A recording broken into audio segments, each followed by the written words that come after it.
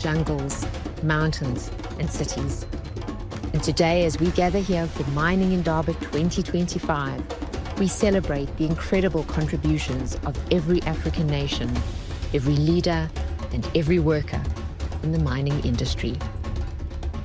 Future-proofing African mining today.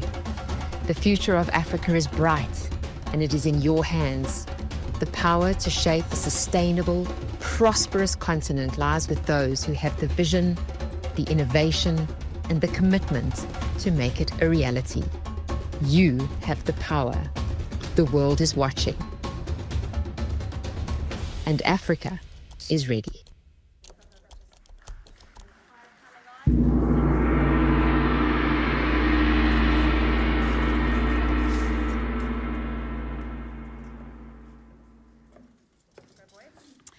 Please welcome back onto stage Isibani Se Africa Choir. A round of applause for them, please.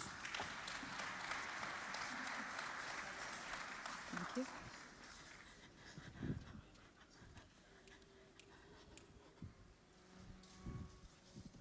Thank you.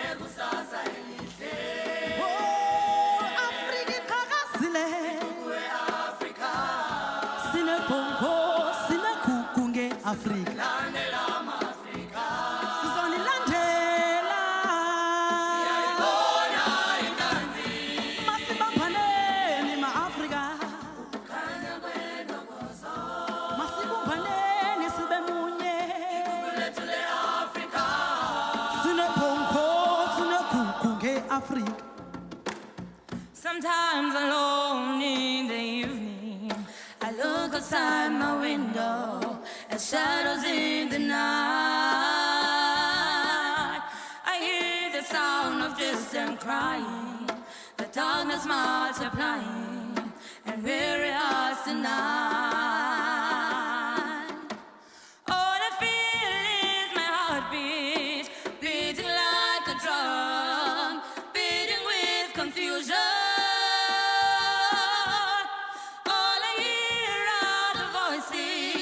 Telling me to go, but I could never run, 'cause in my African dream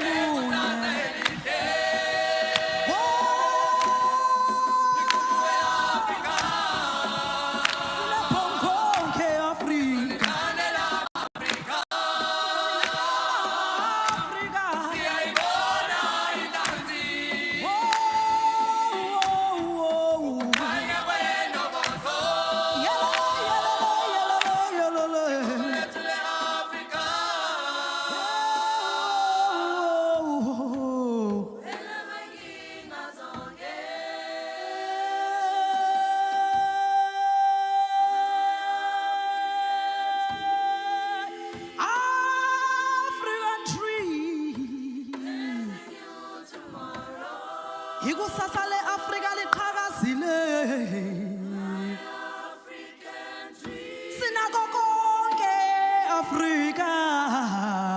It's a dream that we can follow. Mining in Africa. The nature in Africa. The beauty of Africa. Atu mandela umtungu abantu bo. Atu umtungu abantu bo.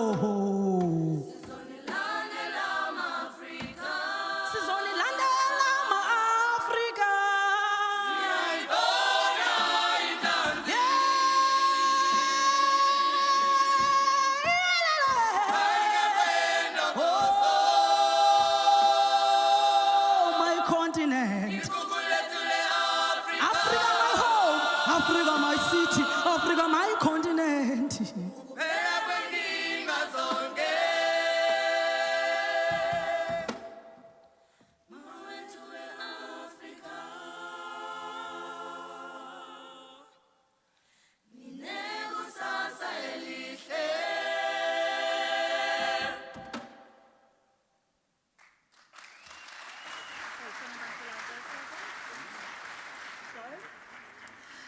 Distinguished guests, please be upstanding so we can observe the national anthem of the Republic of South Africa, followed by the anthem of the African Union. Nkosi sikelele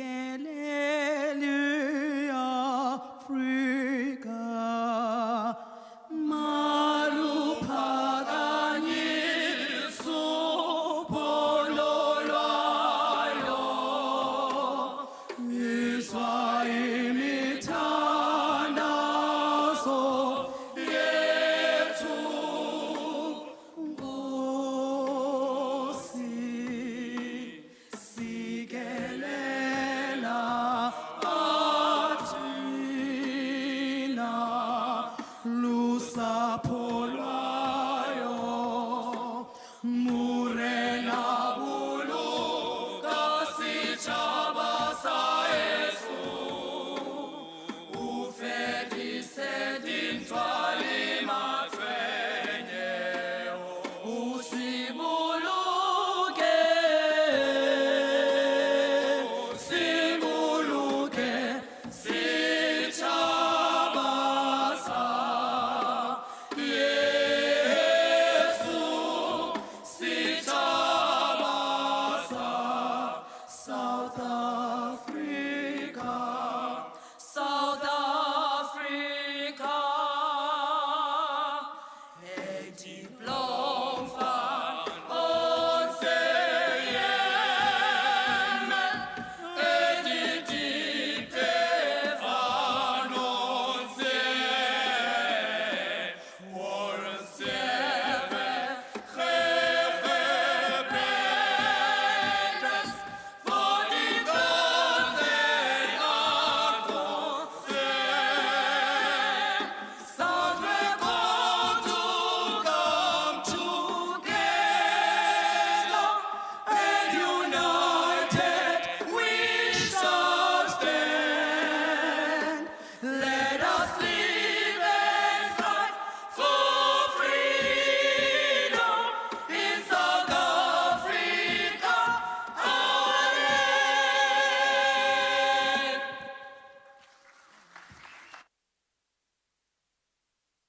Let us all unite and celebrate together the victories won for our liberation. Let us dedicate ourselves to rise together to defend our liberty and unity.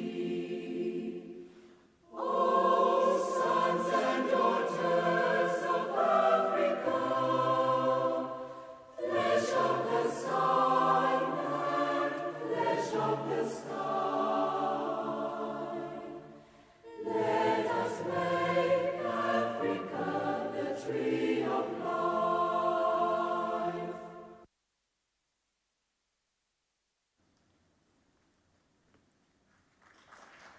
So you're going to let the choir leave first, so we can just clear the bags. Stand by for MC.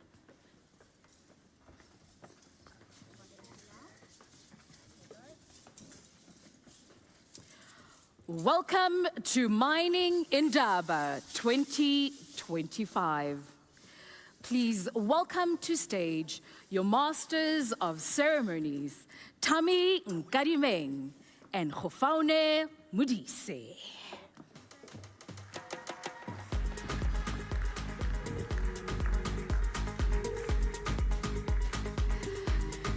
Indeed, her name is Tami Nkadimeng and mine is Khofaune Modise. Now, if you're familiar with African names, I'm sure you can tell that this is a bit too short to be a real African name. Now, these are shortened versions of our names. And so, Tami, what is your full name and the meaning behind it? My actual full name is Noma Tamsanga, which is one of the languages, the 12th language, official languages of South Africa. It's Xhosa. And my surname is Nkadimeng, another one of the 12 official languages, Sepedi. So my full name means fortunate, and my surname means borrowed. So I go by the motto, I live my fortunate, God-borrowed life. But I also know that your name has a deeper meaning. What does it mean to you? Well, I speak Setswana, and there are no clicks in Setswana. My full name is Khofaune, and it means God is the giver, the source, and provision. And so, because we're talking about names and meanings, this year's theme, Future-Proofing Mining in Africa Today, has a great meaning to me as a young African woman. What future-proofing mining in Africa looks like, it looks like representation, inclusion, diversity. It means that the wealth beneath our feet benefits our communities. And most importantly, that Africans are at the center of the decisions that are being made for Africa and about Africa. It is about recognizing, appreciating, and understanding that it is Africa's time. Indeed, it is Africa's time. We were actually having a conversation the other day, and I said, when has it never been Africa's time, actually? Now, I've had the pleasure of being part of this stage for my 4th year here now, so thank you for welcoming me back to the Mining Indaba stage. I think the beauty of that is that I've journeyed with a lot of you in the audience, heard your inputs, heard your feedback, and we really just went back as a team to really consider the ones that we could implement for this year. So I thought, yes, I'm fondly known as the message architect. I could come here and I could break down and build another word for you this year, but I really wanted to take your feedback into consideration. So I scratched my head a little bit, and I know that representation and inclusion was one of the biggest feedbacks that you get. So one of the changes we made this year is her over here. I'll explain how. Khofaune is actually from Botswana, and I'm from South Africa. And in that way, we're saying this is about Africa, even though it is hosted in South Africa. Another difference between Khofa and myself is there's a 12-year age gap. We won't tell you who's who on the spectrum of age. But we did that because we wanted to make sure that there's intergenerational conversations that are happening.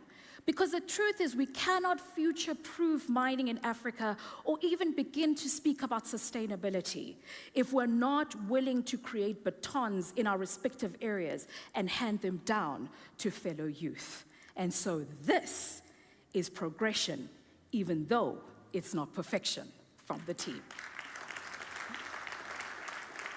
We'd also like to take this time to thank our opening ceremony sponsors, being the African Development Bank, the African Minerals Development Center, the African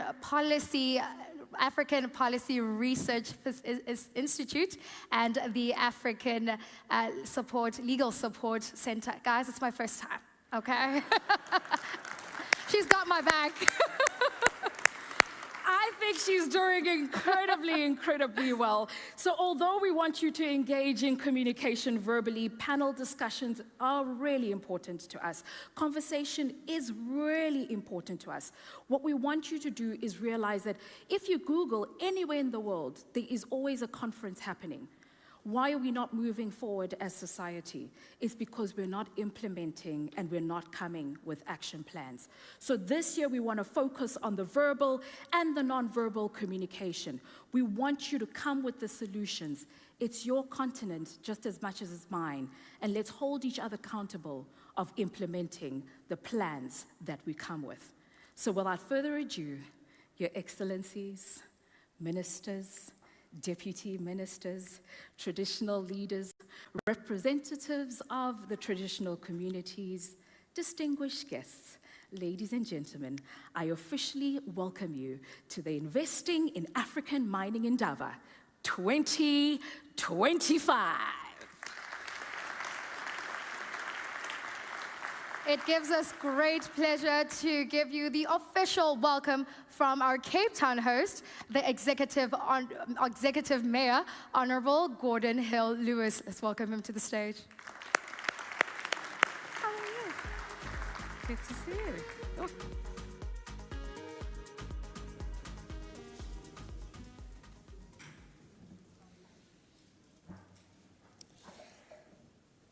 Your Excellencies, heads of government who have traveled here, more than 70 ministers from around the world who have traveled here, ministers from our own government here in South Africa, ladies and gentlemen, welcome. Wamkilikile, welcome.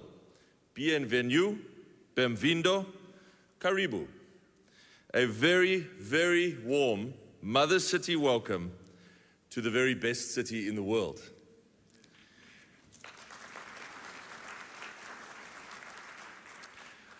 That's not just according to me, ladies and gentlemen, although I'm certainly in agreement. But this is the view of arguably one of the world's most respected travel magazines, Time Out. Last year, Cape Town placed second on the prestigious Time Out Best Cities in the World list, behind only New York City. I'm sure that there are lots of deal makers and financiers here from Wall Street, from the Big Apple, and I want to say I'm very glad to welcome you all here to this year's #1. I know that we will show you, thank you. I know that we will show all of you, ladies and gentlemen, over the next week why so many people rate Cape Town not only as a wonderful place to visit, but also as one of the world's friendliest, most accessible and livable cities. We are delighted to have you here in town for what has grown into one of the most important global conversations about mining investment. Now in its 31st year, this gathering has become somewhat of a mini mining Davos with much better weather, where the world meets to discuss the way forward for mining and mining investment across our continent. Which means that these are also conversations about the trajectories of nations and the lives of many millions of people, because mining is and will still be for a long time to come a very meaningful part of our African economy. Now, Cape Town might not be mining country. All of that happens a bit further inland and a bit further north of here. But we are certainly the African capital of mining deal-making, a role that we embrace and perform very well. And we are rightly considered a gateway to the continent. But we see our role here at the Mining Indaba as far more than just perfecting the hosting of a well-run event. As South Africa's leading city when it comes to good and clean governance and our country's most successful local economy, we also relish and appreciate the opportunity to show the world what is possible in South Africa and Africa when you focus on doing the basics right. At the heart of our mission to build what we call a city of hope for all is a relentless drive to fling Cape Town's doors wide open to investors and businesses. And we know that this mission of ours will only be possible if we are to successfully partner with businesses to invest in our city, create hundreds of thousands more jobs, and lift many more Cape Townians out of poverty and into the dignity that comes with employment. We also know that every single investment decision that you make is taking a bet on the future. And so we are determined to demonstrate to potential investors in this room and around the world that our city is a safe bet and that they will have a dependable partner here in Cape Town. And these efforts are starting to pay dividends, as we are seeing an increasing and unprecedented stream of businesses locating to Cape Town from around the world. So let me say this, ladies and gentlemen. If you are here this week to consider establishing a presence in Africa, then that presence should be in South Africa. And it should be in Cape Town. Please call us. We have a team waiting to help you with everything that you need to set up an office in Cape Town. I hope that you can hear, ladies and gentlemen, that we are passionate about growing our economy, creating jobs, and moving more people out of poverty. This is our absolute obsession. It is why we do what we do every day. And we are also passionate about seeing South Africa succeed as well. We here in Cape Town are deeply committed to playing our part in the success of this magnificent country. And this is a special time for South Africa. The formation of the Government of National Unity for the first time in our country after our last elections has breathed fresh air into our country. And the early signs of reform have led to an optimism in our nation that hasn't been seen for many years. There is a belief again among South Africans that our country is capable of remarkable things, and that this is our golden opportunity to kickstart our economy and bring hope and growth back. We know that Cape Town can play an important role in this project. And what applies to South Africa also applies to the rest of Africa. Mining investors are the same as any other kind of investor. They want certainty about the future. They want dependable services. They want safety, and they want productive relationship with governments. If you can show them that you are committed to delivering those things, then the future of mining in Africa will indeed be bright. I hope that all of you over these next days have productive and energizing conversations, and that you will leave here with a great sense of optimism about this industry on this continent and about this host country, and the lives of the millions of people impacted by the business that you all do each day. So please enjoy your stay in the mother city. Feel warmly welcome, and we look forward to welcoming you all back for next year's Mining Indaba. Thank you very much.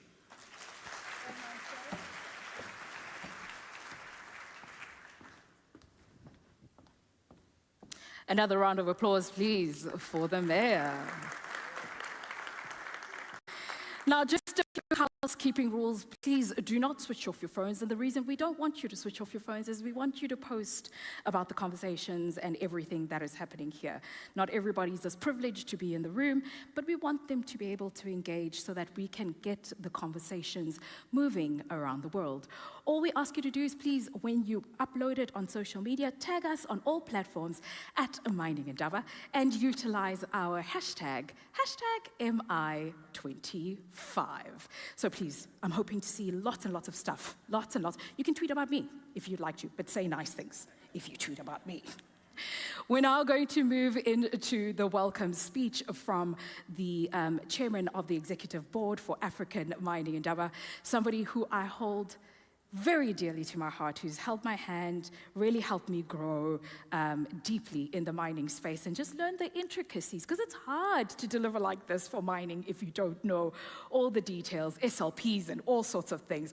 Please help me welcome on stage, Inkalagata, Mr. Franz Baledi.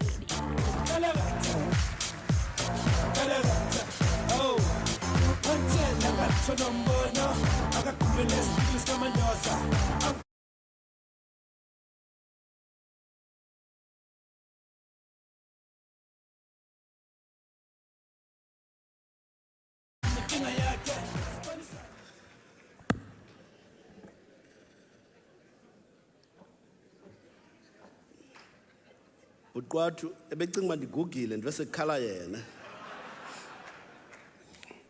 Thank you, Program Director, for your welcoming introduction. Good morning, molweni, dumelani, asibuyi njema, bonjour, bon dia. Minister of Mineral, Petroleum Resources, Mr. Gwede Mantashe, who is leading a delegation all the ministers present from South Africa and deputy ministers, ministers from partner countries, traditional leaders, the City of Cape Town Mayor, Mr. Hill Lewis, thank you, sir. Members of the advisory board, captains of the mining industry, leaders of political parties, leaders of organized labor, NGOs, distinguished guests, participants, ladies and gentlemen, I'm honored to welcome you to this 31st Mining Indaba. After last year's Mining Indaba, 2 members of the Executive Advisory Board's tenure came to an end. We welcome 2 new members who have since joined our Mining Advisory Board, Dr. Marit Kitau and Mr. Kwasi Ampofu. If you see them, say hi. We have about 39 ministers together with the heads of delegation who will be joining this year's Mining Indaba.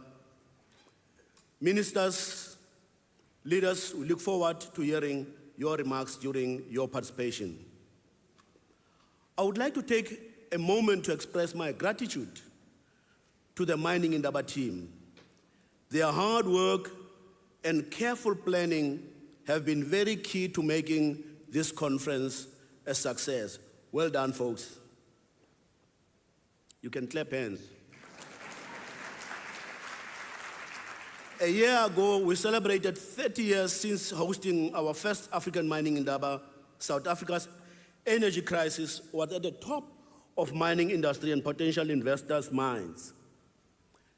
This was because load shedding increased operational costs for businesses, resulting in a significant impact on 3 ABs of the industry. These 3 ABs I'm referring to: A, operational capacity and output; B, the return on capital invested; and C, the country's ultimate contribution to our economies. Today, we have converged to think about how far we have come in shaping the future of mining and how we can influence the future of African mining in a way that protects our communities and secures their well-being for many years ahead. As many of you in the audience know, we left last year's mining with a public commitment to resolve the country's energy crisis. Today, in line with that national energy commitment, which is being delivered through the Energy Action Plan, we are pleased to report that our country's national energy improvement is progressing. Before this temporary setback, South Africa had gone over 300 days without load shedding. This year's theme, therefore, not simply a declaration, but a call to action for the sector to take intentional and strategic actions in future-proofing African mining today. The following 7 critical actions are of paramount importance, Minister Mantashe.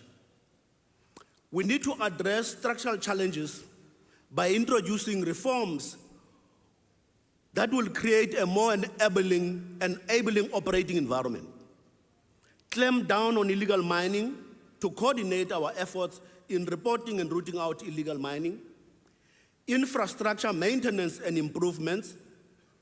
Reduce exposure to commodity price volatility through developing critical mineral markets and processing industries. As reported by the International Energy Agency, between 2022 and 2050, demand for nickel will double, cobalt triple, and lithium rise tenfold. Therefore, given the projected 30% of the volume of proven mineral reserves said to be in our continent, Africa must create a critical mineral market and its own processing industries, I repeat. Minister, facilitation to move fuel products freely is important in the mining industry, especially for the landlocked countries. Fuel is mainstay of all countries' economies as it is used in mining operation transportation, manufacturing, power generation, you name it. The sixth point, invest in women and youth. We need to continue to grow our industry investment in women and youth-owned mining enterprise. Minister Mantashe, I love women because my mother was a woman.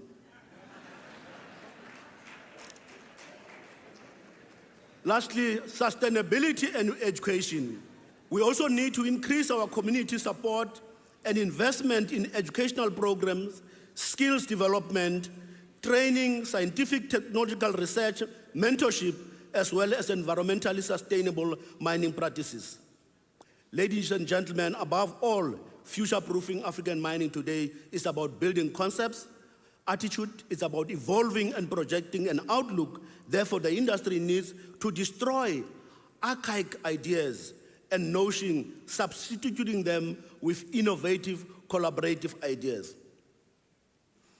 At this very moment, we know that energy transition continues to disrupt the industry, not forgetting a rise in geopolitical tensions, global economic turbulences, disruptive technologies, and increased competition.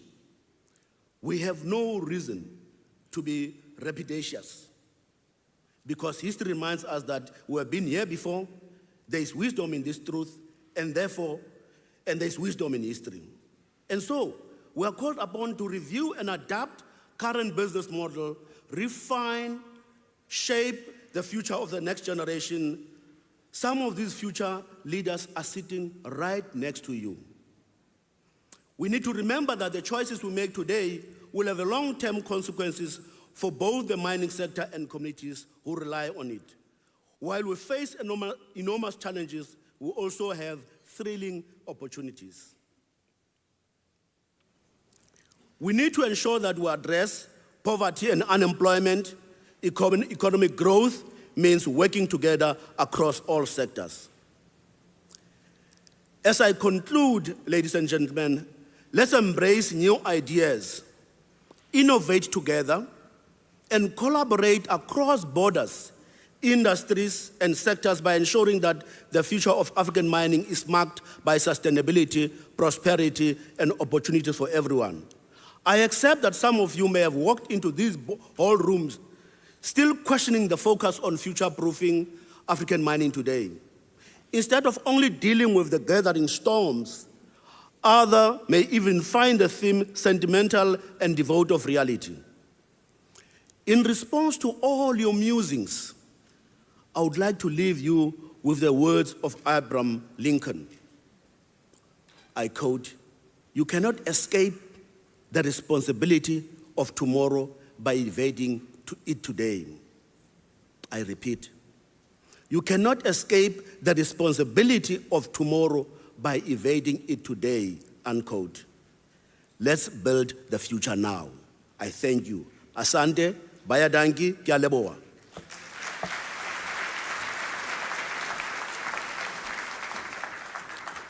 Thank you, sir. I hope that code stays ringing in our minds the whole day until action takes place.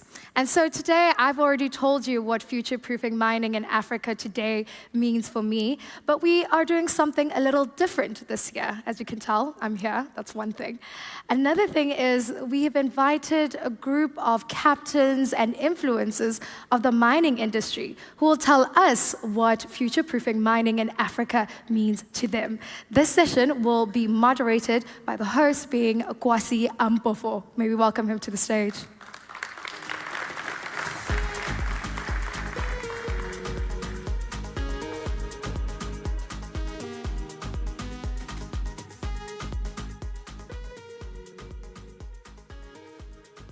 Thank you very much, and a big welcome to all of you. Before I invite my voices who would help moderate today's session, I wanted to spend a few minutes for you to go on the journey with me. For a second, I want you to close your eyes and imagine an Africa in 2065. An Africa that is a superpower, an Africa that is developing AI technology that the whole world needs, an Africa whose raw materials is providing all the technologies needed elsewhere, including in Europe and America, and Africa, where the average GDP per capita is about $50,000. And Africa, where the UCT has developed technologies that you and I don't even have to work. We just get paid. And Africa, where Africa Aid supports every other continent and every other country in the world because we have it. Now, I know you're wondering whether I'm talking about a script from the Wakanda movie. But this is a dream I want you all to hold on to because it's possible. And to hold on to that, I want you all to stretch forth your hand and catch that dream and put it close to your heart. Let's do it together. Just catch that dream, Africa in 2065, and put it to your heart. And keep it there. I'll come back to it later. But to be able to build that dream, we need to first of all harness the resources we have. And to do that today, we are going to talk about how we can future-proof that dream you all had to your heart very dearly.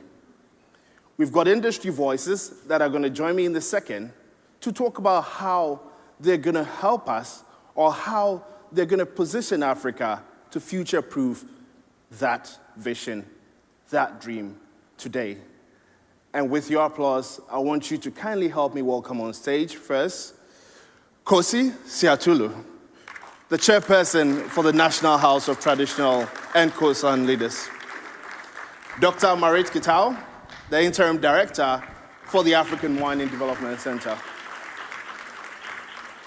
Martina Bine, the MD and chairperson for Volkswagen Group South Africa. Matilda Mchovu, the executive director for the Tanzania Women in Mining and Mineral. Nolita Fakude, the chairperson for Anglo-American South Africa. And last but not the least, Sumaila Zubairu, the president and CEO for the African Finance Corporation.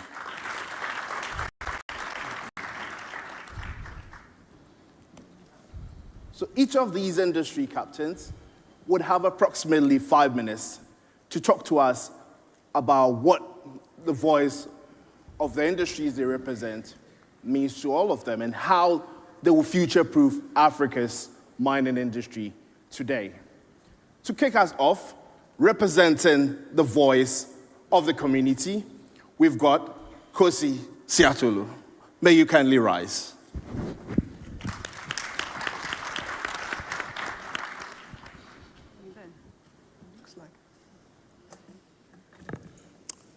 Thank you very much, Program Director. Let me take this opportunity to greet the chairperson, Mr. Baleni, the board, the host minister, Mr. Gwede Mantashe, all ministers who are here, the deputy ministers, our beloved executive mayor, the mining community that is here, my fellow traditional leaders that are here. Thank you to the board for providing a space for communities to come and engage with you. South Africa, along with much of the African continent, is predominantly a rural space. And you find traditional leaders actively advocating for the advancement and development objectives of their communities in each and every space. And in this case, we are referring to the mining sector. Mining has played an important role in improving the lives of rural communities across our country.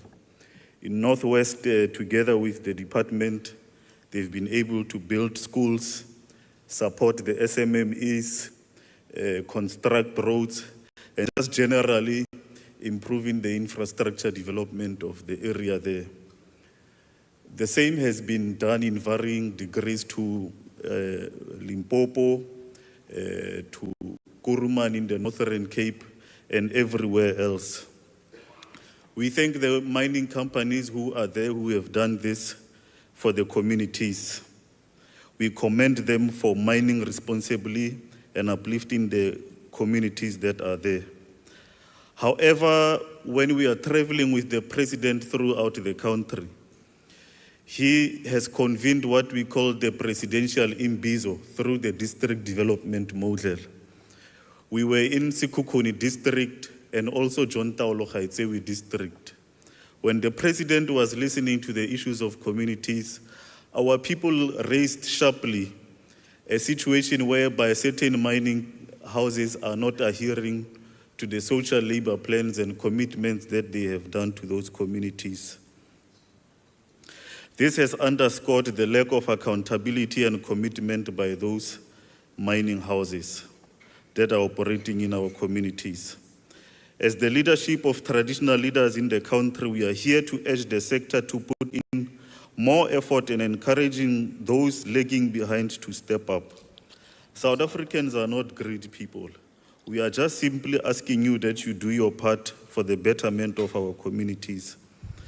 Mining is a finite resource, so it is essential to prioritize the diversification of local economies to ensure long-term prosperity and avoid creation of ghost towns.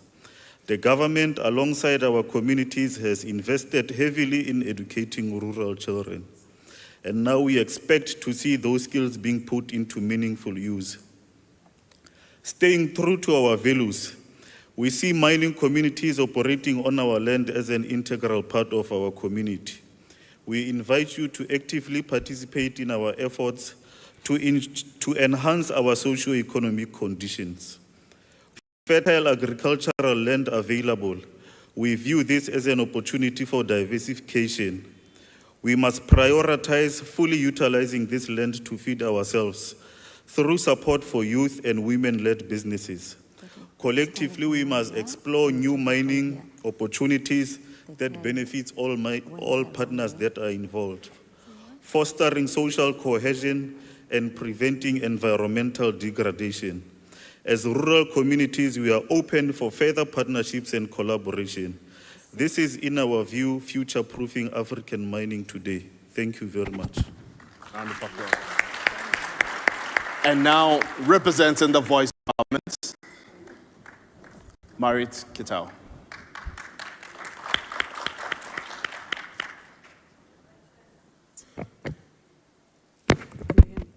Your Excellencies, distinguished guests, ladies and gentlemen, I would like to acknowledge the presence of the African Union Commissioner, who is my commissioner from Commission for Economic Development, Trade, Tourism, Industry, and Minerals, who is present here today. Africa stands at crossroads. We hold over 30% of the world's mineral resources, yet our people see too little of these benefits. With the rise of critical or green minerals, such as cobalt, lithium, rare earths, the world needs Africa more than ever. But we will not be spectators in this new rush. If we do not act now, we risk repeating history, exporting raw materials while importing poverty. The question is, will Africa shape the future or be shaped by it? Future-proofing mining means rewriting the rules. It means moving beyond extraction to value addition, processing our minerals on African soil, creating jobs, and fueling our own industries. It means securing Africa's rightful place in the global economy as an industrial powerhouse. The good news is that Africa has visions, such as the African Union Agenda 2063, the Africa we want, and the Africa Mining Vision, which recognize the transformative potential of minerals towards equitable and inclusive growth. We even have strategies, such as the African Union Commodity Strategy and the recently endorsed African Green Minerals Strategy. Future-proofing means building the ecosystems around value addition. For that, a massive investment in skills, technology, research development and innovation, infrastructure and energy is imperative. And we must be very innovative in acquiring the requisite financing. Future-proofing means digitizing to enhance efficiency, accuracy, and sustainability in exploration extraction, and processing, and it empowers our youth. Future-proofing also means people and planet. Our minerals must serve our people first. It means empowering local businesses, workers, and communities to benefit directly from mining revenues. It means ensuring gender equity in the sector and empowering our women in mining, supporting artisanal small-scale miners, and driving skills development for the youth and the next generation. Our minerals are the solution to the global decarbonizing agenda. Africa must lead in sustainable and ethical mining practices, ensuring that extraction protects the environment and aligns with global climate goals. Ladies and gentlemen, this is a call to action. To our investors and industry partners, Africa is open for business, but on African terms. We seek partners who share our vision for long-term sustainable development towards a genuine win-win partnership. This requires strong governance, regional collaboration, and a relentless focus on beneficiation and industrialization. It is time for bold leadership, decisive action, and an Africa that owns its future. The future is not something we wait for. It is something we shape. Africa's minerals must build African wealth. The time to act is now. And as the African proverb goes, if you want to go fast, go alone. If you want to go far, go together. I thank you. Indeed. And this time, I'm going to enforce an executive decision. Martina, you're only going to rise because the audience say they want to see you directly, not behind the podium. So representing the voice of the downstream, Martina Bene, may you kindly rise. Honorable ministers in the room, excellencies, distinguished guests, business stakeholders, allow me to stand on the existing protocols. Today, I not only speak as the chairperson and managing director of Volkswagen Group in Africa, but I also represent the African automotive industry in my capacity as the president of the Association of Automotive Manufacturers called AAAM. The mining and automotive industries are integral to South Africa's success. And I'm honored to be at the Mining Indaba today, like as a guest, as you see, I'm not from the mining industry, to talk about future-proofing the mining industry in relation to the downstream buyer. Future-proofing Africa's mining industry means downstream buyers from various industries, like the automotive industry, electronic, and construction, can benefit from consistent, sustainable, and ethical supply of raw materials and metals, which are essential to these industries. A stable mining industry allows downstream buyers to innovate, reduce costs, and support their ESG credentials, which in turn supports our long-term business growth. In South Africa, the automotive industry contributes around 5% to the South African GDP. We all wish it grows higher year by year. And we heavily rely on a range of raw materials that are sourced through mining. And as the automotive industry evolves with the rise of electric vehicles, the mining industry's roles become even more crucial in the future. The mining industry can benefit the automotive industry through a reliable supply of essential minerals and metals like steel, which is a primary material for car bodies and components made from iron ore, like aluminium, which is used in engines, wheels, and body panels to reduce vehicle weight and improve fuel efficiency, copper, which is key for electrical wiring, motors, and batteries, and with the rise of electric vehicles, lithium, cobalt, and nickel, which is essential for batteries. A well-regulated and efficient mining sector helps stabilize the price of key raw materials, providing more predictable costs for automotive manufacturers. Volatility in the prices of materials like lithium or steel can affect the production costs of vehicles, especially as automakers invest in electric vehicle platforms. A strong mining sector near automotive manufacturing regions allows for the localization, and we've just heard that, of critical supply chain, reducing transportation costs and minimizing the risks of delay.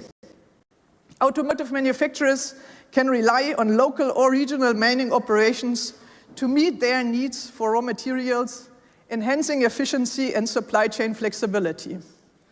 The African Continental Free Trade Agreement, with automotive being one of the 4 key pillars, and the rules of origin, which means African content, hopefully soon be concluded also for automotive, of 40% African content in African cars, provides a huge opportunity. Localization of the processing industry should be our huge priority.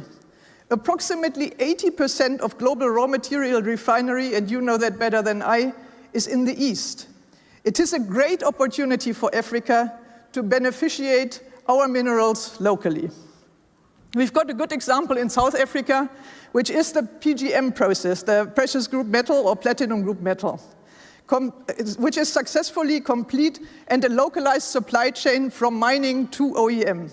This creates new industries, technology skills, transfers, job creation, and independence from international suppliers. This would not have been possible without government support, and for VW Group, volumes was leveraged to make the business valuable. So we supply from here also to the group, not only Africa for Africa, but Africa for the world.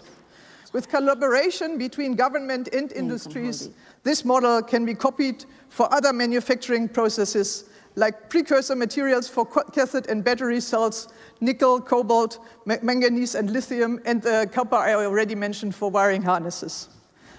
I'm looking forward to productive discussions and engagements regarding the future-proofing of the African mining industry over the course of this Mining Indaba. Thank you very much. Thank you. And representing the voice of the youths, Matilda Mchogu.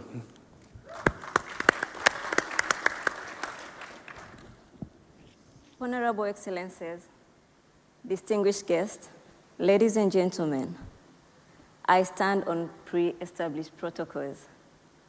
Over a decade and a half ago, a young girl from the foothill of Mount Kilimanjaro, the tallest mountain in Africa, and the home of the rare Tanzanite, with $250, a bold vision, and unshakable faith, stepped into the mining pits of Tanzania and Mozambique. What followed was a journey filled with joy, oh my goodness, when she first got her first gold. A journey filled with tears when the work she spent 2 months mining and processing was confiscated as she was told, mining is no place for young girls. The journey filled with resilience when she kept at it, hoping and praying that one day her journey and story will ignite a single soul on this lovely continent. She learned the grit it takes to break barriers in the mining sector. It wasn't easy. She learned to turn losses into lessons, challenges into opportunities. On one end, she lost everything to fraud. On the other, almost losing her life in a fatal mining accident. Story for another day, perhaps. Together with young, brilliant African minds, she co-leads and co-founded a value addition company where women mined minerals from Tanzania, Kenya, Malawi, Nigeria, and Zambia are value added, turned into exquisite pieces, state-of-the-art pieces that tell our African stories, transform lives, and wow the world. Don't take my word for it. Go and visit www.wowmejewel.com and see for yourself. She also co-founded and co-led a platform for youth and women in mining and mineral industry, TWIMI. As we breathe this morning, over 3,900 women and youth have been empowered through capacity building, industry training, and mentorship to rewrite their story in the mining sector. And that young girl, no longer little anymore, stands in front of you.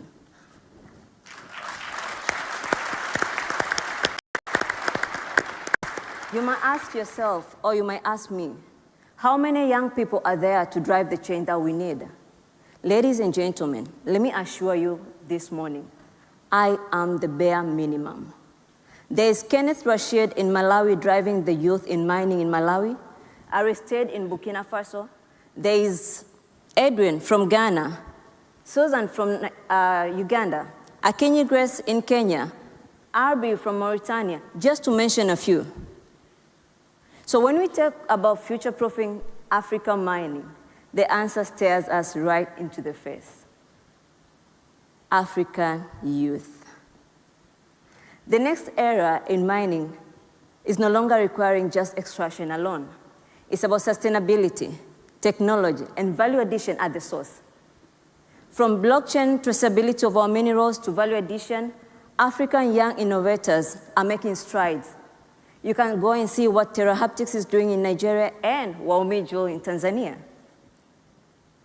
In the world increasingly defined by climate change, scarce resources, shift to greener energy, the industry needs bold yet adaptable leaders who can reimagine a greener and more inclusive future. But that's what Greenville is doing in South Africa and Eco Concrete in Uganda. We are not monolith. We come from rural communities and urban centers, bring fresh ideas and perspectives that can transform how mining integrates with community to bring long-term and sustainable development. Ladies and gentlemen, Africa's greatest untapped resources isn't buried underground. It breathes, walks, talks, and dreams among us.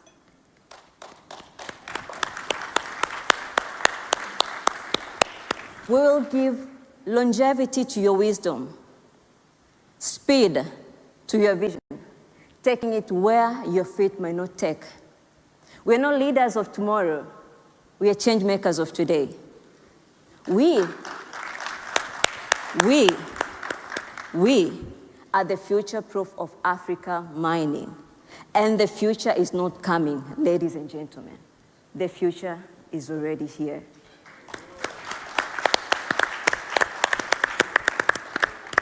Let's mine it together. Thank you.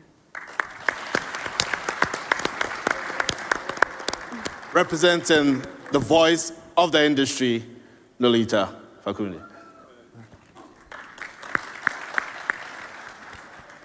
Thank you, Program Director. All protocols observed. For the second time since 1884, more than 100 years ago, a trifecta of game-changing opportunities rests in African soil and in African hands. The first is an abundance of metals, rare earths, and critical minerals, all in acute demand globally right now, to power the green transition, support a rapidly urbanizing global population, and needed in almost every aspect of modern life. The second is a blessing of bountiful sun and wind, enabling the continent to create and benefit from a host of green technologies and products that can power the growth and development of the continent's economies. And the third, the continent pulsates with the energy of its youth, with millions of eager young minds ready to participate in its development and success. And this requires inclusive growth that will culminate in economic development, sustainable job creation, and thriving communities. If ever there was doubt, then let it be said, Africa is at a crossroads and needs to move fast when it comes to making decisions on how to exploit and leverage the window of opportunity for the next 100 years. However, to future-proofing African mining and convert these opportunities into meaningful value, governments, miners, and civil society, including traditional leaders, must deliberately participate in constructive engagements, consultations, and ultimately collaborations for the greater benefit of all partners. All stakeholders must engage with a different mindset in order to create a new sustainable partnership compact that will move the continent forward. This requires disruptive ways of thinking, resetting, and reimagining the relationships between governments, business, and civil society. And we know that takes courage. The future lies in investments and those that will catalyze capacity in different sectors of the economy, as already said. To help shore up Africa's access to global markets and supply chains, Africa's infrastructure must keep fast forward to benefit from current and future supply demands. Building and maintaining efficient rail, port, and roads, and also future-proofing our power generation is important. Proactively forging stronger regional and global trade relationships and innovative financing solutions are crucial if the continent is to capitalize on these immediate and prospective opportunities. These exemplify and bring to life the intent behind the African Continental Free Trade Agreement and NEPAD, as well as the benefits of AGOA. So, with mining playing a catalytic role in local and regional economic development, governments should use their mineral resource dividend to develop integrated industrial strategies, bolstering growth for many other industries, as well as making sure that they think much deeper about how they diversify investment in the interest of growing their economies. That's the power of the multiplier effect of any country that comes from mining. So as the mining industry says in South Africa, hashtag mining matters. Let's make it matter. Thank you.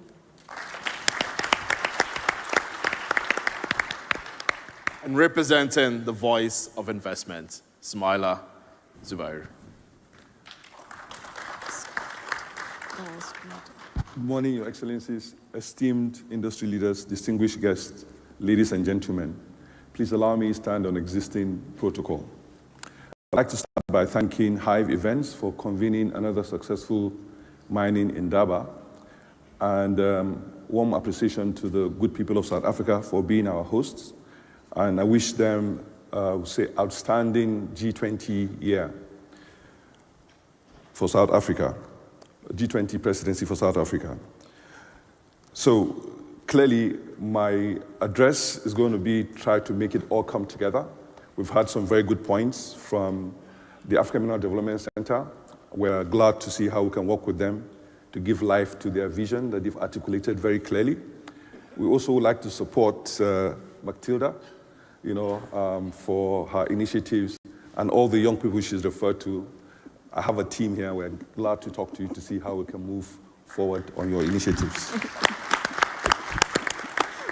So our message is very simple, and this has been already mentioned. Our view about future-proofing mining is really to focus on value addition on the continent. That's our view, and that has already been well expressed. But I'm going to try and just talk about how we can see it come to life and what we can do to bring it to life. So Africa's mining industry stands at a defining moment. We know we hold over 30% of the world's mineral reserves. It has been mentioned here, we have high-grade copper, iron ore, cobalt, bauxite, nickel, platinum, lithium, and several rare earth and precious minerals. But for long, we've always exported them to import them back at a high price for our use. I want us to take a step back and think about how we can use our minerals for our own development. Africa's minerals must serve our growth aspirations. By 2050, we're going to have 2.5 billion people, with 60% of them living in cities. This means massive demand for infrastructure, housing, transport, and energy. Essentially, urbanization at a scale we've never seen before. The question we must ask is how will we build the future Africa needs? We have the minerals to do that, but if we fail to transform them into finished products, we will struggle to afford the very critical infrastructure required to sustain our growth. So instead of shipping our bauxite, as ores, we should focus on transforming it to alumina and to aluminum. We can use, abundant natural gas from Nigeria, hydro energy from all across Africa to produce that. We've done a study recently which looked at the difference between what Guinea makes as a country and what Australia makes from the same amount of bauxite produced. The difference is stark because we are exporting raw bauxite ores. So we need to move to producing alumina and aluminum in Africa. Clearly, we have several opportunities that will harness our requirements. We're told that we have the best, and we know, solar energy sources on the continent. So it can't be that we're going to import all the solar panels we need for our electricity. We know that we need to build a massive rail network to connect our continent. It can't be that we're importing the iron ore that we need to build the rail tracks. We must focus on how to transform our high-grade iron ore into the metals that we need for the rail tracks. Now, it is important that we understand that this will create a cycle of prosperity for us as Africans. Once we focus on value creation, we create quality jobs. These jobs will lead to higher revenues, higher incomes that will lead to savings, that can lead to investments down the line. Once we create quality jobs, we would have the taxes to fund education for the workforce that we need for the future. We would also have the savings to fund innovators like Matilda here and several other Africans that need venture capital for their investments. So we need to be looking at this from a cycle of let's focus on creating jobs. Once we create the jobs will lead to more income, more taxes that will allow us to have savings for, I would say, a cycle of prosperity, allow us to escape the poverty and inequality that pervades in our land. So again, we're here to work with all of you to make it happen, and several other people here. We're open to a dialogue on how we can continue to process copper into copper concentrate, into a smelter that will produce, I would say, anode and cables that we need to electrify Africa. We need to focus on how to provide the raw materials Volkswagen of South Africa needs and several other automobile factories or companies need on the continent. Thank you. Thank you, captains of the industry. You've heard their voices. It's now your turn. In 3 seconds, I want to hear your voice too. Turn to the person sitting next to you and tell him or her what future-proof in African mining today means to you. Let's go.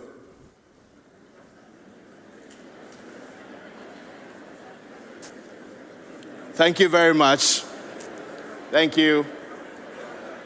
And if you could not finish your statement, if you could not finish articulating your vision, this is what I want you to do. Take your mobile phone out, go on Twitter, go on Facebook, go on LinkedIn, and continue the conversation there. Future-proofing African mining today means XXX, and then don't forget to include the hashtag MI25.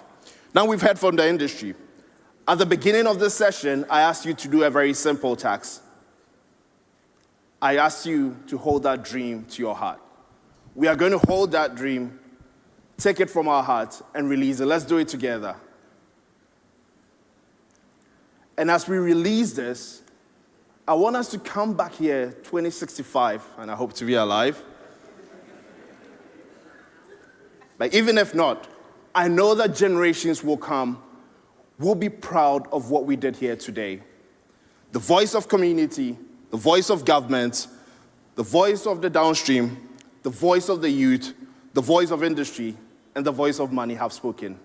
And I know in 2065, future generations will be proud of what we did today. His Excellencies, ladies and gentlemen, thank you for your audience. A round of applause for my panel.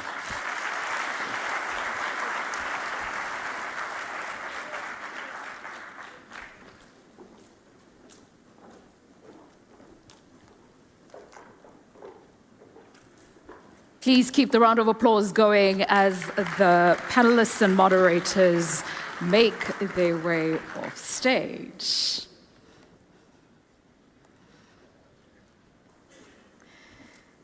They say that a leader knows the way, he then goes the way, And then after he's gone the way, he shows the way. The next speaker has definitely gone the way. He knows the way, and he continued to show us the way. It gives me great pleasure to invite to stage the Minister of Minerals and Petroleum Resources for the Republic of South Africa, Gwede Mantashe.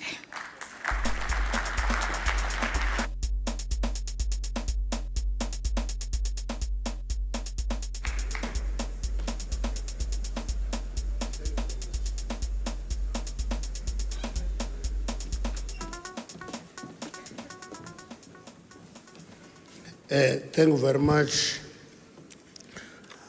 I'm sitting next to Franz Barleni there. He says, when a speaker takes papers, it reflects his age.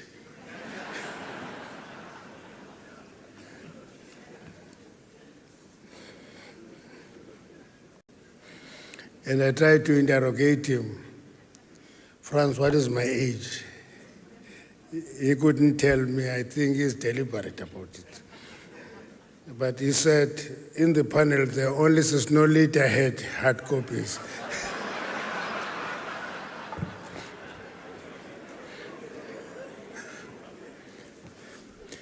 Thank you very much, Master of Ceremonies. I don't see the Mayor of Cape Town. Has he left? Has he left? Okay, it happens sometimes.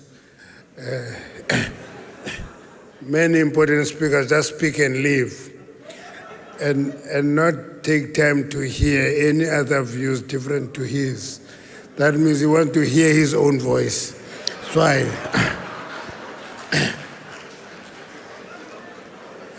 Members of the diplomatic corps, ministers and deputy ministers present, I have seen a number of ministers and a number of deputy ministers, all our international guests, all of them. There are so many. If I try to mention them by name, I won't be able to finish them.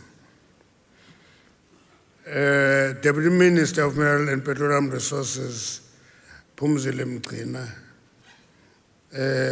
Chairperson of the National House of Traditional Leaders and Khoisan Leaders, Ndade Siyatlolo, and provincial chairpersons.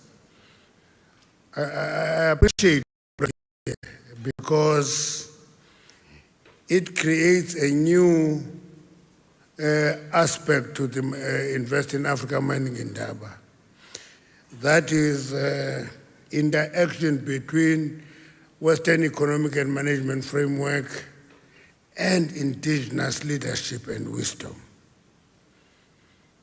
And I want to ask the traditional leaders, you know, sometimes when you're under pressure, our feel of the house here, you are very few who put pressure on you.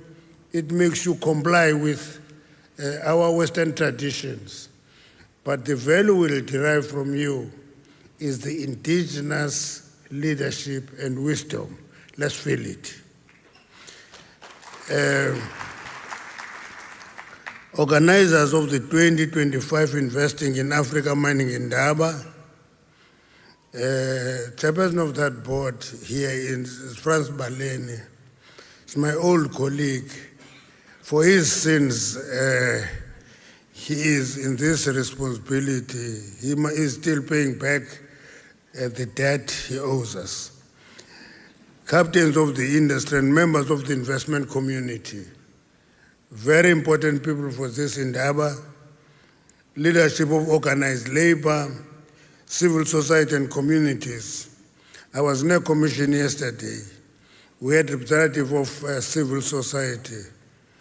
And I had my own suspicion about this man who is representing civil society, only to discover that he's representing civil society here, but he's from Britain. And that is the issue we must pay attention to, that NGOs make our life difficult in the continent. Now, all our distinguished guests present here, and members of the media. It's a great sense of pleasure for me to once again welcome you to South Africa on the occasion of the 31st edition of Invest in Africa Mining Indaba. 31 is a very important number for us in South Africa because it is 31 years of the Invest in Africa Mining Indaba. It is 31 years of our freedom as South Africans. We're the second last born in the continent in terms of freedom, following a number of other countries. They were all free before us. We were second last. Only South Sudan comes after us. Convened under the theme, Future-Proofing African Mining Today. And I try to understand from Mr. Baleni, what is this future-proofing, Mr. Baleni? And he says it means young people must take over. Now, again, reflecting my age, I asked him, then what are you going to do about us? He had no answer for this. And what is important about this is coincides with the 70th anniversary of the Freedom Charter. The people of South Africa came together, drafted a document called the Freedom Charter. It is 70 years old. And it made a clarion call for us that the people shall share in the country's wealth. That is the call. And then Africa, as a continent, must deal with that issue, that Africans must share in the country's wealth in every country in the continent. It's an issue that we must pay attention to because rich in mineral resources, poor as communities. It's not a particular country that is poor. The whole of the continent is poor, but it is endowed with mineral resources, all the countries. Now, this gathering is precisely about having discussion about Africa's mineral wealth and her people sharing in it. And we must be honest in discussing this issue because if we are not, we are going to mislead one another and pretend to be something we are not. And to comprehend the magnitude of the mineral wealth that the people of South Africa ought to benefit from and share. In 2024, we undertook a study on the state of mining in South Africa.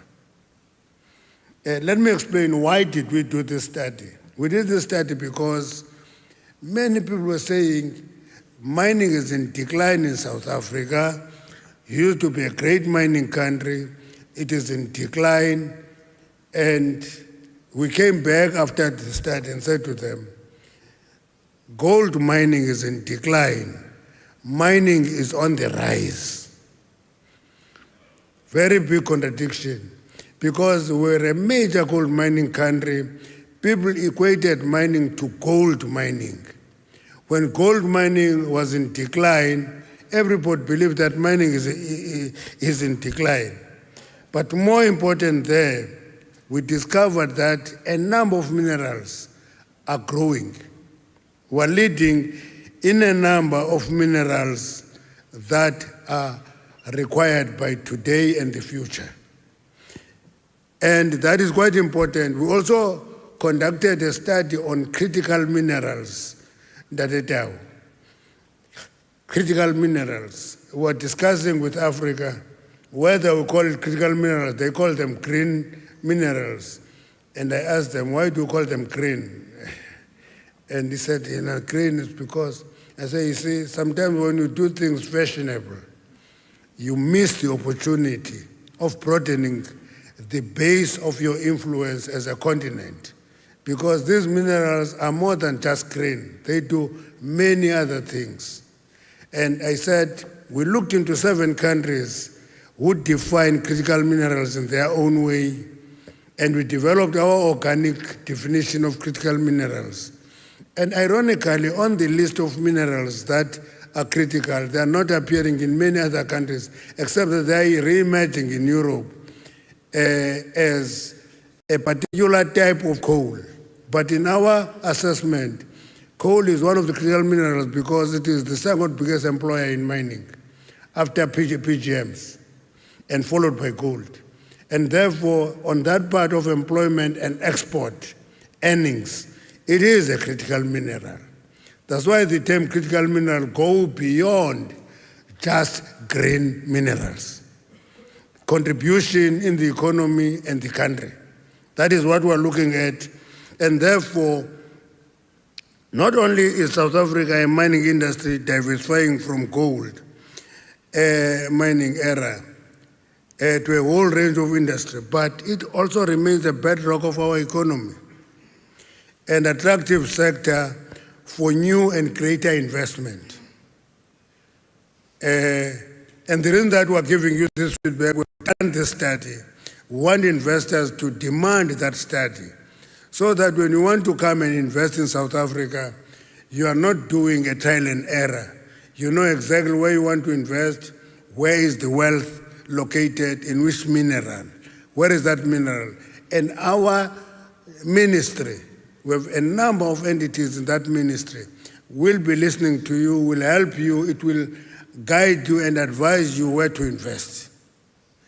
Many investors come to us and say, we want to invest, and they say, we want to invest because we want to create jobs. And I stop them.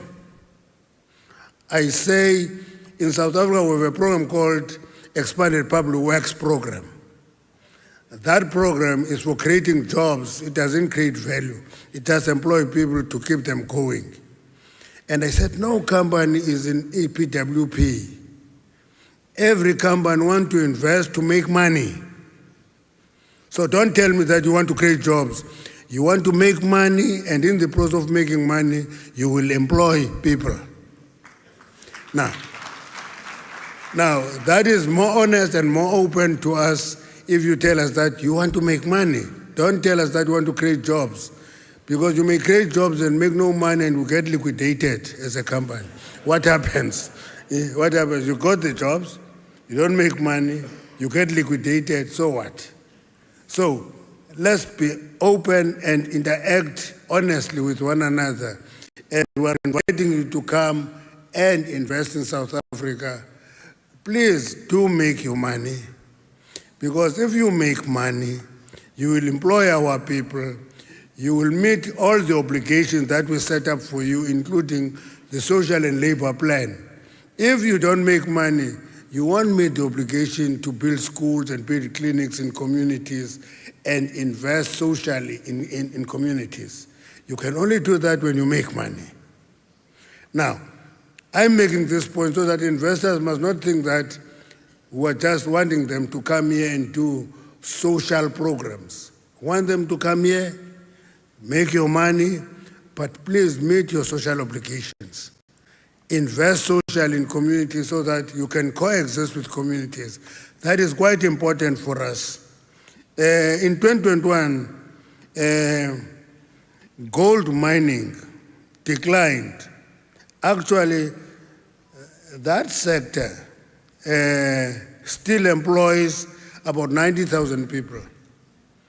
It is in decline, but it's still a big sector in our country. And we produced 96 tons of gold in 2023. So that size reflects the decline. But there is an aspect that we are not counting, the illicit trade of illegal mining, which is very prevalent in our society. Thank you to the police who are helping us fight illegal mining. And the only complication is that when there is a hard fight with illegal mining, South Africans come to the fore and say, on humanitarian grounds, a human rights issue, please protect illegal miners, give them food, give them treatment, give that. And I always ask them, guys, you want us to be humanitarian in dealing with criminals. What are we going to do when we must deal with people who are genuine and contributing to the economy? And I'm talking to my colleagues in the cabinet. They all want us to be sympathetic, take them out, do this. And my own view is that if you take a voluntary step to go to a dangerous place, it can't be a humanitarian case. You have voluntarily entered a dangerous place, and the consequence of entering a dangerous place is that you get injured and sometimes die. So it's like committing suicide. Committing suicide can be a humanitarian case. And when they say illegal mining is falling under us, I say, no, that's not mining. Once you get into legal mining, your minister is the Minister of Police. Day one. It's not me. I'm not your minister. You're stealing gold. Your minister is the Minister of Police. Yeah, okay, that's it. PGMs reached the highest level in 2021. They produced 285 tons. Notwithstanding the decline of PGM basket price in 2023, South Africa was the largest producer of PGMs.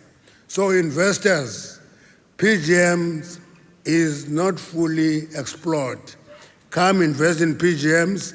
It's a very rich area of investment in South Africa. We are appealing to all of you. We are actually producing 73% of global PGM.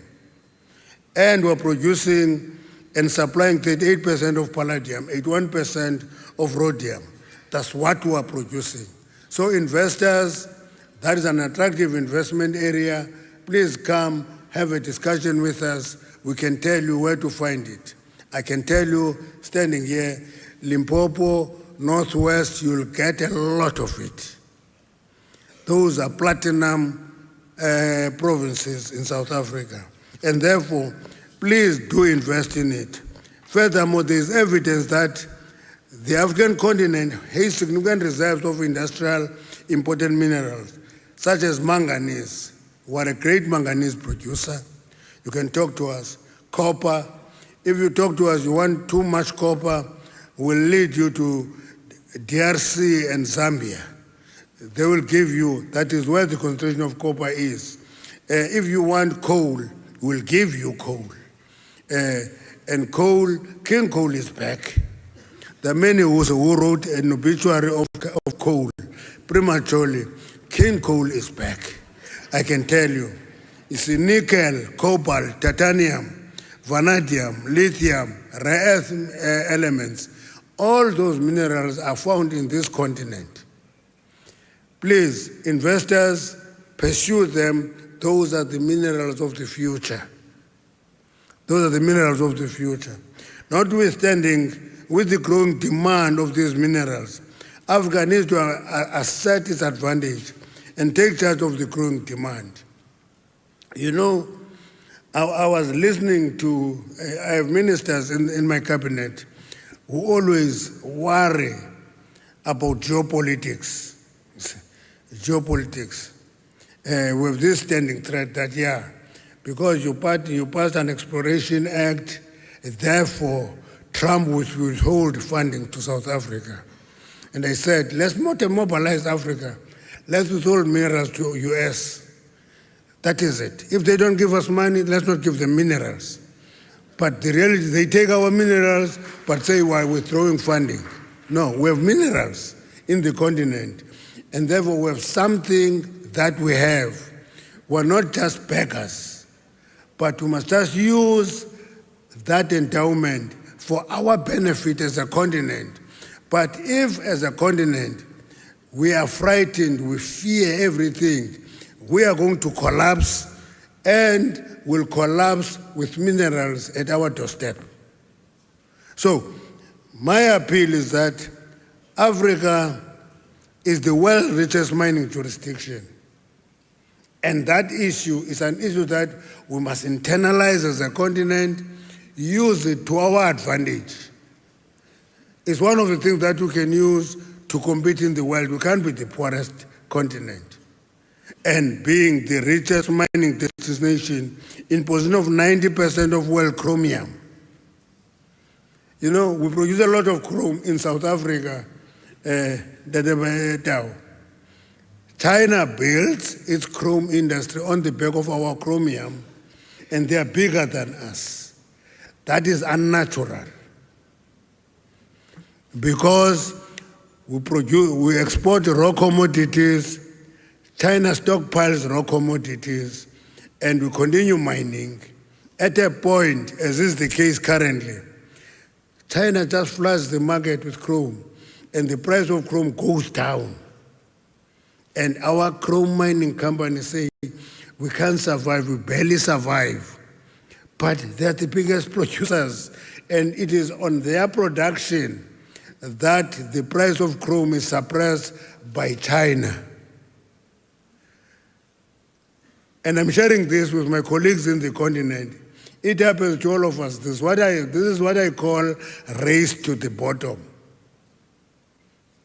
A race to the bottom. We race with one another to the bottom by not taking advantage of what we have and actually become victims of what we have. We can't allow that to happen forever. Therefore, the notion of critical minerals lacks the consensus of definition. Instead of using a narrow definition and classification system of these minerals, MINTEC has adopted a methodology that is based on assessing critical minerals across primary criteria: export significance, local economy, economic significance, industrial importance, employment, global demands. This is informed by our firm view that critical minerals cannot be synonymous to energy transition.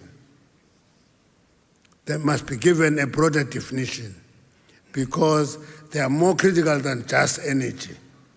Now, instead, they must facilitate the development of sustainable objectives within the domestic industrial sector. The strategy is now near completion and slated for cabinet approval in our country by the end of this month, possibly. And for the benefit of delegates for this Indaba, we'll tomorrow unpack both the study of the state of mining in South Africa and the country's critical mineral strategy. We'll talk to colleagues because we don't think it's something that should be ours. We should share that and discuss with everybody else next to us so that we share the approach. It will not help me. I see my colleague from Angola here. What does it help for me to do something different? Angola does something different. That is where Africa becomes vulnerable. And we compete to different directions, but we belong together. But when you talk to Europe, for example, you never talk to a country in Europe. You talk to the EU because they've discovered the power of belonging together. We have not discovered that power. We move different directions, we take different positions, and we become vulnerable as a continent. Now, South Africa has approximately 37% of world manganese ore reserves. Northern Cape, it's a dry province, scattered. If you go there, there are more sheep than people. If you go to the Northern Cape, there are more sheep than people.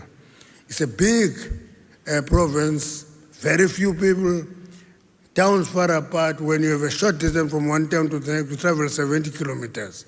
That is very close by. Now, we produce 37% of world manganese. It's there. And thereby securing its position in the pinnacle of manganese reserve rankings. And in tandem with the vast reserve, South Africa also leads in manganese production with about 7.2 million metric tons. And what we are looking at today is the question of local beneficiation.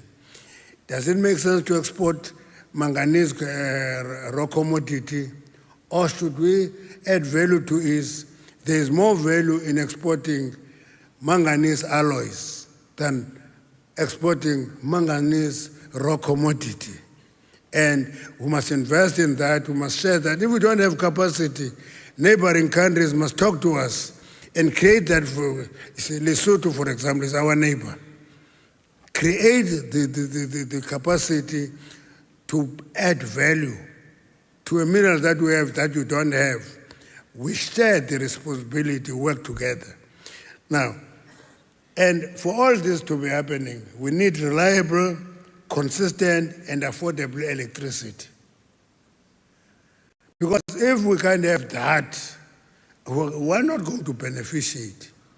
You know, the one thing about business, I'm sharing this with my colleagues, sometimes they have this big unlimited faith in business.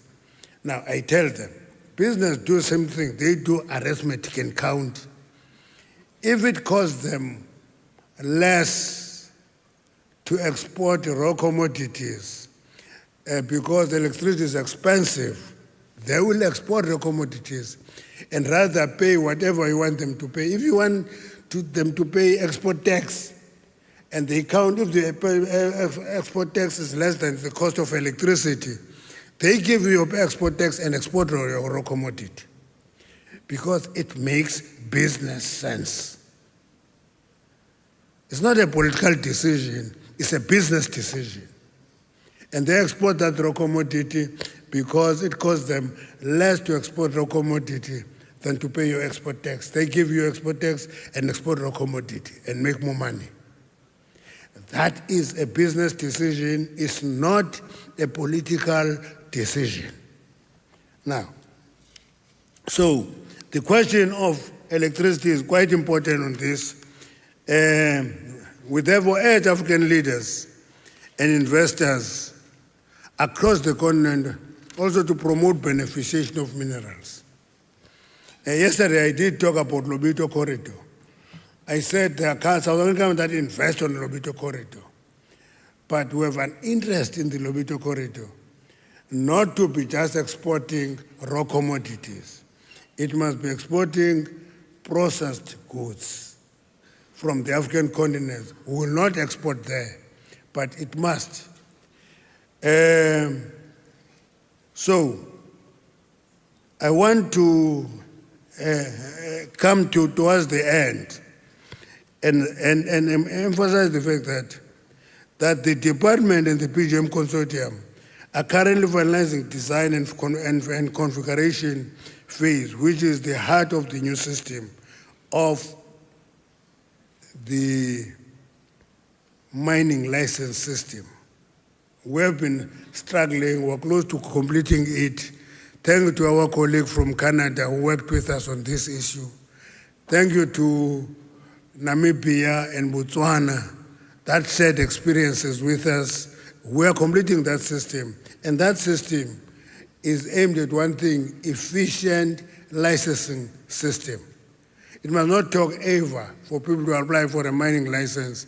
They must be able to press a button and be able to complete that.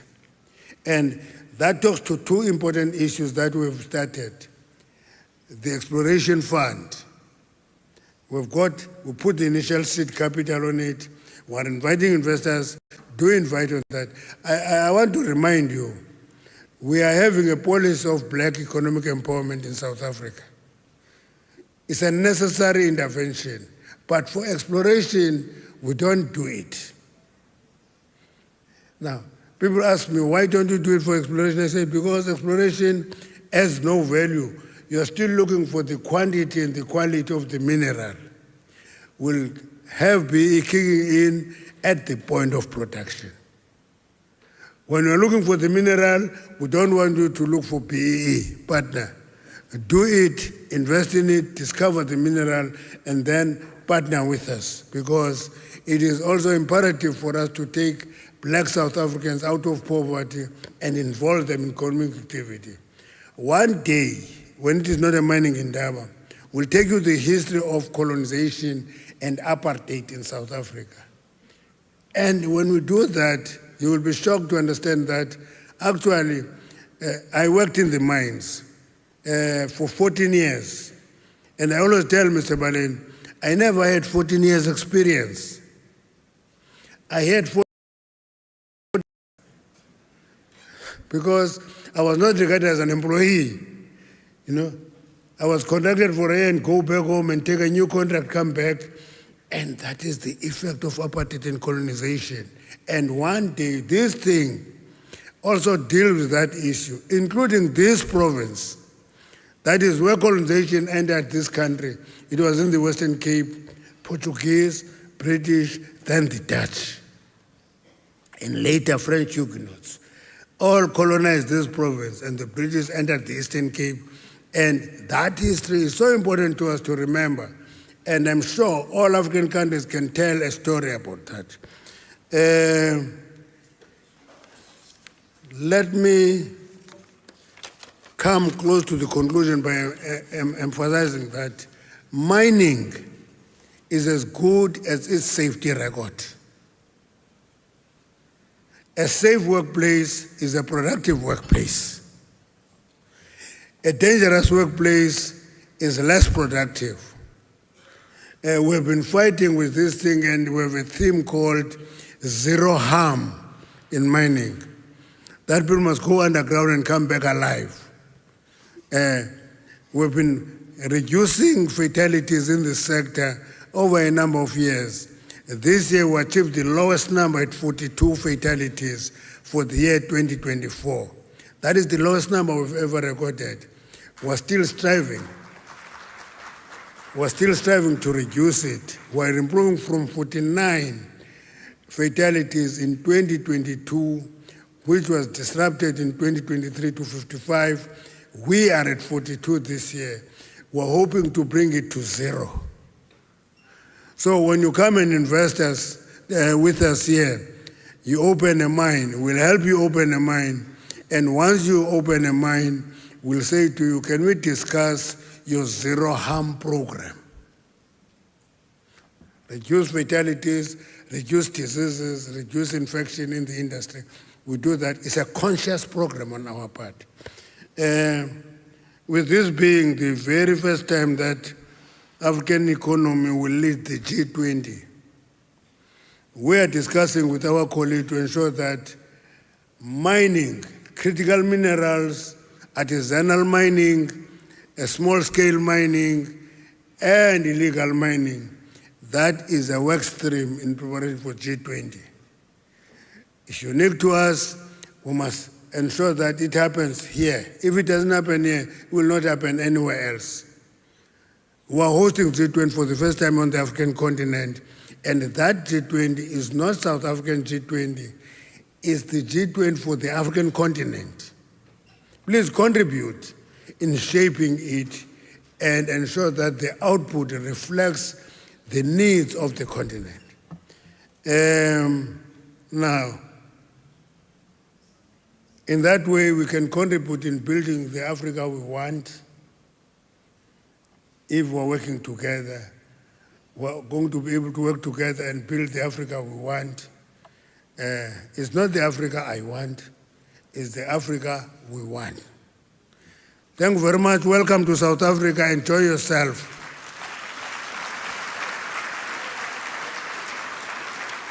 And please enjoy the generosity of our people.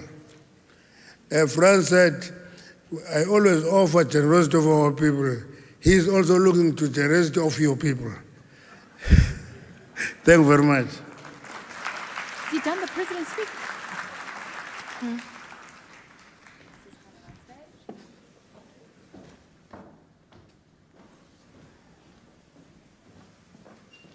Please, another round of applause for Minister Mantashe. Of course, that is our Minister for the Republic of South Africa. So we're going to hear from our next speaker. Let me just give my leaders the opportunity. Just a few seconds.